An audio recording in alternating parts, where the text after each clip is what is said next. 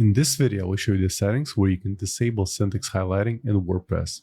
And usually this feature is enabled by default, but in case you wish to disable it, all you have to do is log into your WordPress account and then hover on users, then click all users. Now look for the account in question. In my case, I'm currently logged into admin. So let's look for admin, then click edit.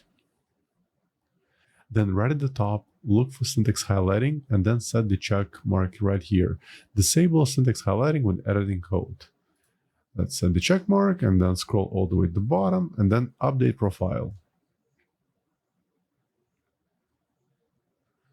Now let me go to appearance, then click theme file editor.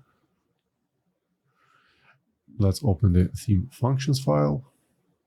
And this is what the code looks like with syntax highlighting disabled. And this is what it looks like when it's enabled.